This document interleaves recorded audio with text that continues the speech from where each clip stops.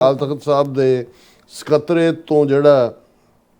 ਬਗੀਚਾ ਸਿੰਘ ਇੰਚਾਰਜ ਸਕੱਤਰੇਤ ਅਕਾਲ ਤਖਤ ਦੇ ਥੱਲੇ ਇਹਨੂੰ ਆਰਡਰ ਕੱਢਿਆ ਗਿਆ ਭਗਵੰਤ ਮਾਨ ਮੁੱਖ ਮੰਤਰੀ ਪੰਜਾਬ ਨੂੰ ਉਹਨਾਂ ਨੂੰ ਉਹਨੂੰ ਤਲਬ ਕੀਤਾ ਸੈਕਟਰੀਏਟ ਤੇ ਇਹ ਜਿਹੜਾ ਇਸ ਦਾ ਉਹਨਾਂ ਭਗਵੰਤ ਮਾਨ ਨੇ ਜਵਾਬ ਫੌਰਨ ਦਿੱਤਾ ਕਿ ਜੀ ਸ਼੍ਰੀ ਅਕਾਲ ਤਖਤ ਸਾਹਿਬ ਜੀ ਤੋਂ ਆਇਆ ਹੁਕਮ ਸਿਰ ਮੱਥੇ ਦਾਸ ਮੁੱਖ ਮੰਤਰੀ ਵਜੋਂ ਨਹੀਂ ਨਿਮਾਣੇ ਸਿੱਖ ਵਜੋਂ ਨੰਗੇ ਪੈਰੀਂ ਚੱਲ ਕੇ ਹਾਜ਼ਰ ਹੋਵੇਗਾ।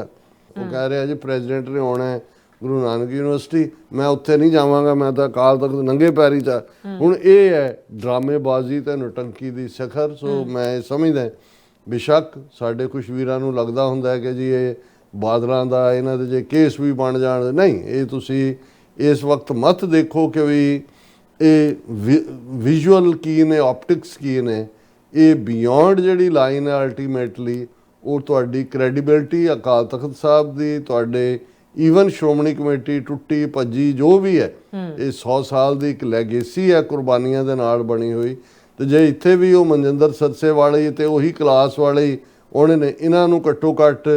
ਕੁਛ ਤਾਂ ਕਦੇ ਨਾ ਕਦੇ ਸ਼ਰਮ ਹੁੰਦੀ ਹੈ ਜਦੋਂ ਜਾ ਕੇ ਸਿੱਖ ਘੇਰਦੇ ਨੇ ਜਾਂ ਦੂਸਰਾ ਹੁੰਦਾ। ਕੱਲ ਨੂੰ ਇਹ ਨਾ ਸਹੀ ਕੋਈ ਹੋਰ ਆ ਜਾਏਗਾ, ਲੇਕਿਨ ਜੇ ਤੁਹਾਡਾ ਵਕਾਰ ਰੈਪੂਟੇਸ਼ਨ ਇਹ ਸਾਰੇ ਦੇ ਉੱਤੇ ਹੀ ਸਵਾਲੀਆ ਚਿੰਨ੍ਹ ਲੱਗ ਜਾਂਦਾ ਜੋ ਕਿ ਭਗਵੰਤ ਮਾਨ ਰਾਹੀਂ ਇਹ ਕਰਵਾ ਰਹੇ ਨੇ, ਤੇ ਇਸ ਦਾ ਬਹੁਤ ਜ਼ਿਆਦਾ ਨੁਕਸਾਨ ਹੋਏਗਾ। ਸੋ ਅਸੀਂ ਸਮਝਦੇ ਹਾਂ ਵੀ ਇਹ ਹੁਣ